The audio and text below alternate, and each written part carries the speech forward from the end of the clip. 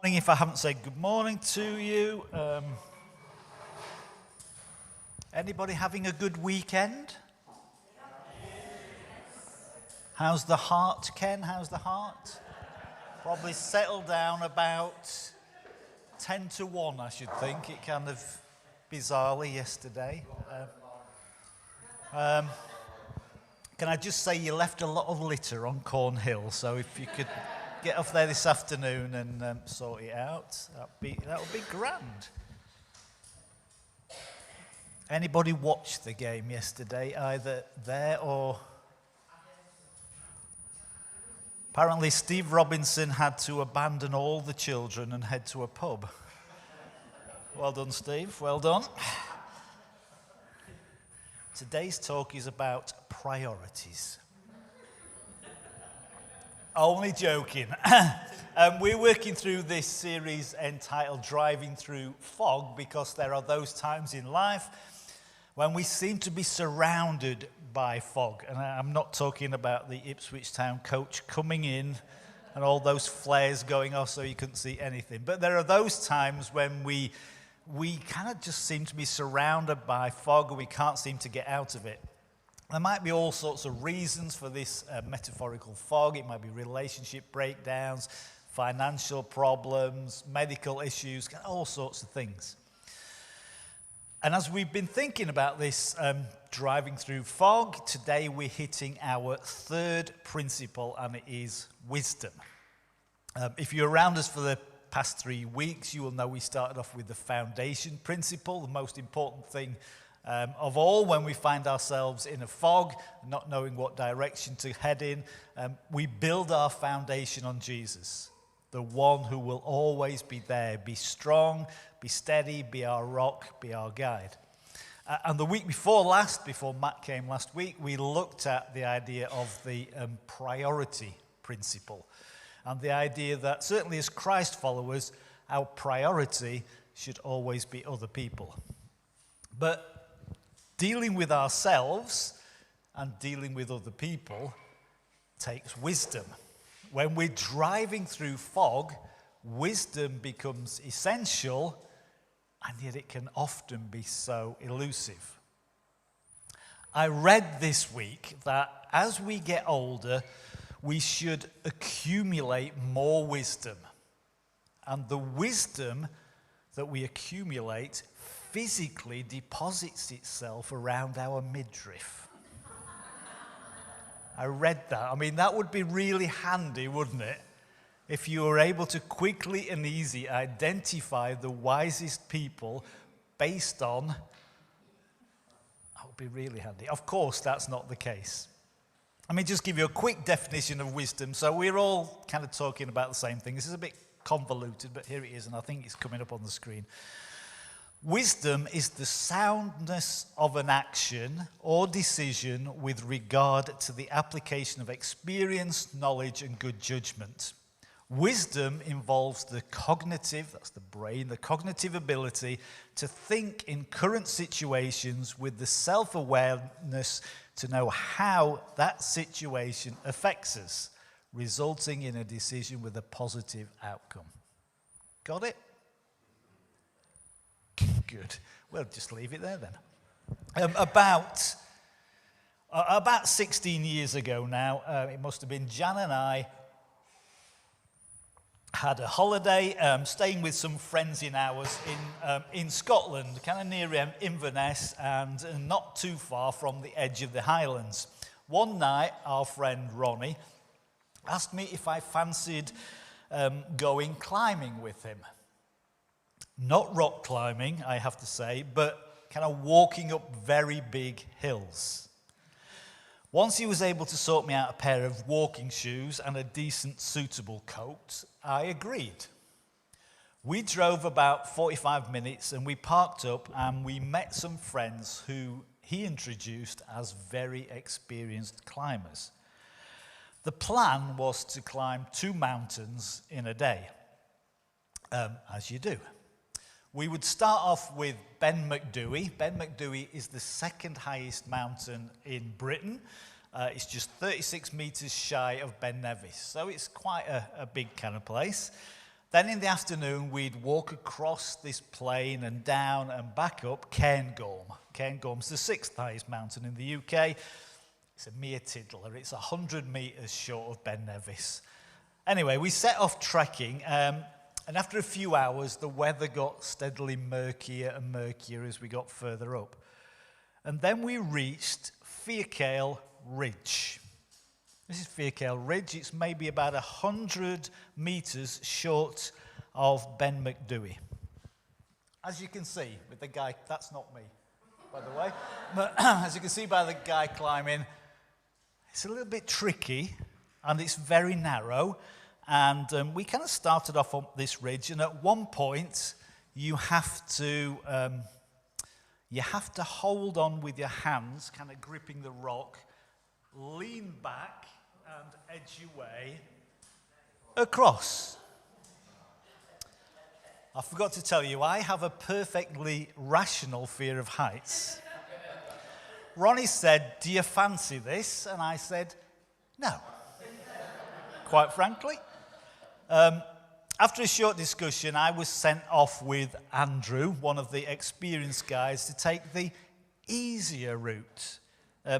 There was no ridge hanging, but at times it literally was a sheer ascent up a grass and boulder-strewn mountainside. By the time we kind of reached a bit further up, the fog had really rolled in, so there was no way of seeing the summit. The only way I could tell where the summit was I kind of knew it was still up, that way somewhere. I was so glad of the wisdom of Andrew, who could apply experience, knowledge, and judgment. He was able to assess the situation, including my noviceness in climbing, resulting in a decision with a positive outcome. We made it to the summit successfully, only to find the fog so thick that you could barely see where the mountain ended and the fall started. Again, Andrew's wisdom came in with the words, "Sit down, have a cup of tea, this will clear in the next 10 minutes. And sure enough, it did. We sat down, we had a drink, we had a biscuit, and it cleared to reveal the most incredible vista, God's creation in all its glory. Ronnie and I benefited hugely from the wisdom that was on offer that day. Without availing ourselves of that wisdom, I would never have reached the top. I'd have never seen the most incredible view. In fact, there might have been pictures of me kind of just plummeting off the side there had I gone it alone. But that wisdom helped us to be safe and enjoy the day. Sometimes wisdom is needed through much darker circumstances than this. So if we're saying that wisdom is a key principle to getting through and out of the fogs of life, then I guess getting intensely practical, how do we begin to apply wisdom? Not when we're climbing mountains, but in stressful situations. What are the choices to make? What are the wise choices to make in life? And I want to just give us 3 choices we can make this morning. The first one is we choose to engage. There are many choices we can make when we find ourselves metaphorically driving through fog. I could easily turn to chocolate, and at times I have. For some, that might be a tendency towards alcohol, even drugs. Others might turn to unhealthy sexual encounters. Maybe some turn towards extravagant purchases or trips. Some of us might see some of those things as actually they're quite extreme, and we'd never put ourselves in any of those categories. That's good, but still others of us, we try to escape the fog by blaming others or diving into something new without ever engaging with the fog itself. Or maybe our bent is simply to get angry. When the fog descends, it may be easy and feel very natural to get angry. to enrage rather than engage. Maybe it's true that character is never fully developed by simply escaping pain. Rather, it's essential to stop and feel. It's essential that we go back to the things we looked at in week 1 and started on when we look at our values and we examine our narrative and our behaviors, and we learn to lean into our true foundation. You know, at some point in our lives, the vast majority of us, if not all of us, will know the great pain of losing someone close to us. Very often that initial shock leads to this fog of what we're going to do and when and what does the future hold, especially when we can't see any future ahead. At such times, it's really easy to bury our heads in the sand. What we actually need to do is to engage with the pain, pray about it and against it. David in the Old Testament wasn't averse to speaking very plainly before God. You maybe know this. In Psalm 6, David writes, "Have mercy on me, Lord, for I am faint. Heal me, Lord, for my bones are in agony." He didn't just avoid the issue, he spoke about the issue. I mean, it's all right to pray about the fogs in life and against them, to talk to others where appropriate, to begin to examine the hurt. Examining the hurt is not easy, I admit that, but it is essential. We need to stop and feel, lean into the pain. In fact, I came across a great tip this week, and it was this: kind of as we feel the pain, start to write a journal. Doesn't have to be anything fancy, doesn't have to be long, but just start to try to process these unsolvable emotions. What am I feeling? Why am I feeling like that? What's really hurting? We have to engage with the fog. I'm not saying it's easy, but it is helpful. Number 2, we choose to trust. And to get through these fogs, we need the wisdom as to who and how we trust.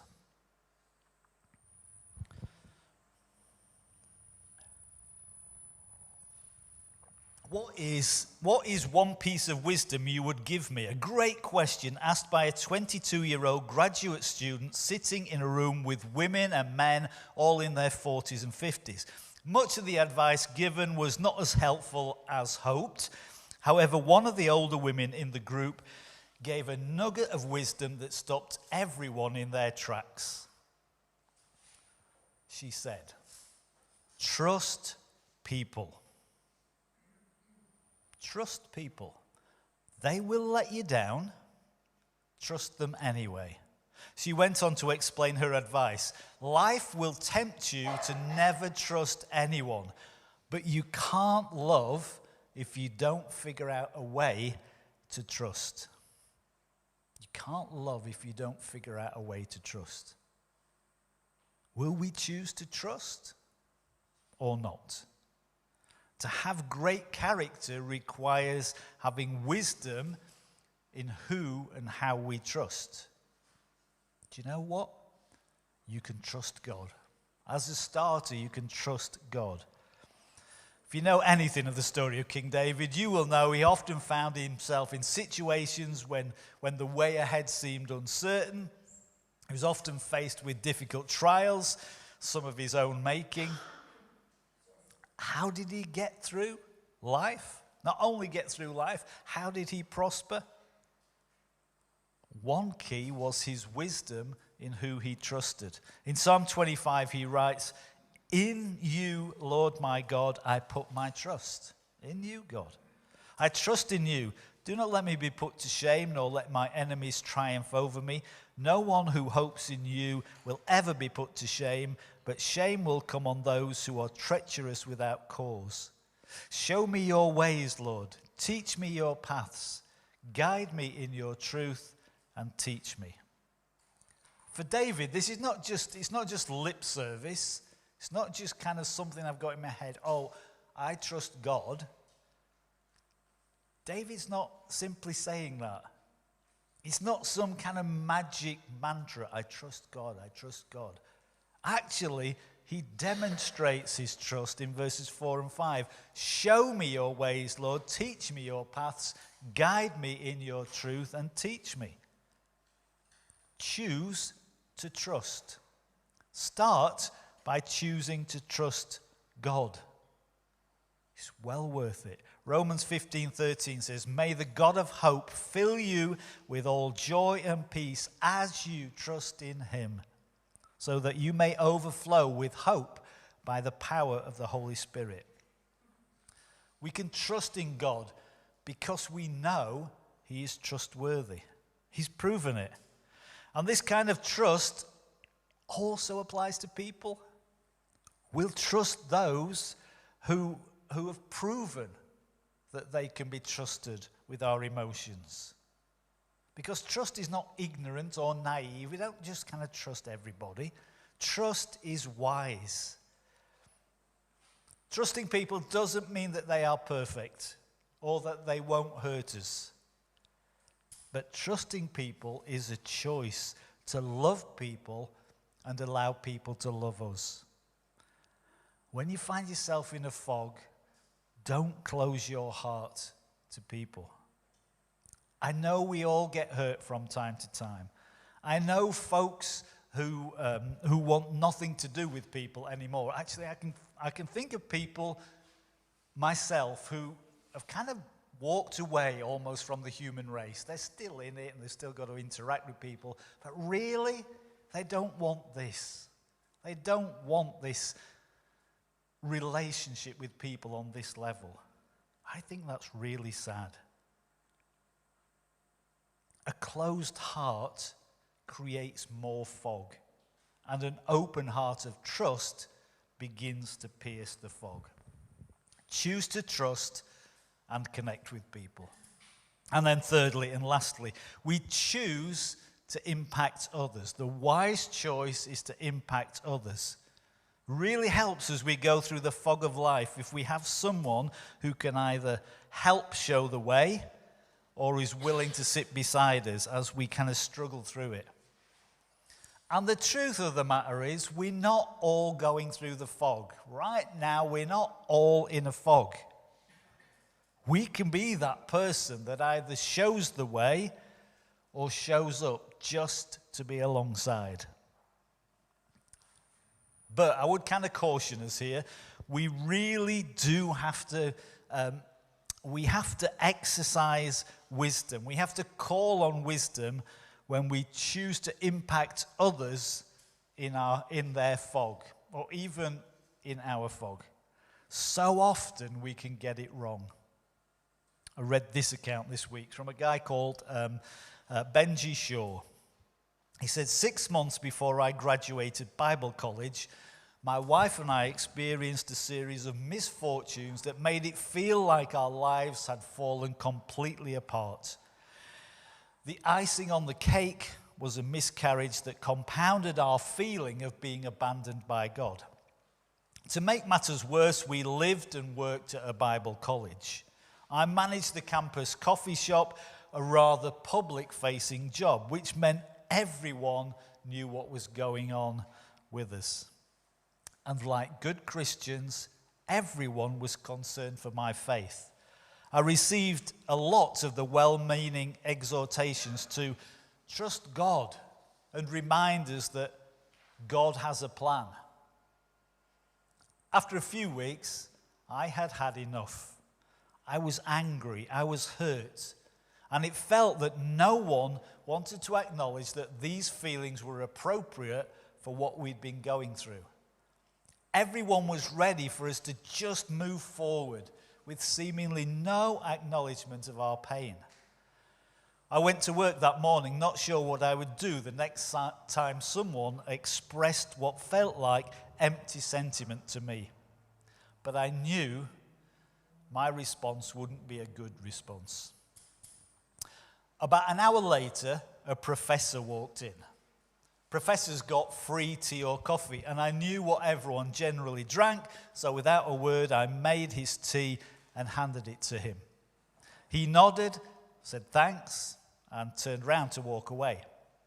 After a few steps, he stopped and looked at me over his shoulder. Oh no, I thought, not him. He's going to be the one that feels my wrath. He began walking up to the counter while I tried to contain my bubbling rage. You know, he began, 30 years ago when my wife and I were missionaries in Colombia, we had a miscarriage. My heart dropped. I didn't know this. He continued, and even though it was 30 years ago, every year on that day, we both feel sad. He looked at me, smiled, and walked away. As I stood there dumbfounded for a minute or so, I had to just turn around, walk to my desk, and I wept. Someone understood. Someone knew the pain and knew it wasn't the end of the story. It still took time, but that day my healing began. Someone knew my pain, knew it was valid, and gave me hope that this wasn't the end of the story. And he did it all without the need or feeling the need to defend God. At the end of the day, if we're standing with someone in the fog of their life, we don't need to have all the answers. We don't need to defend God.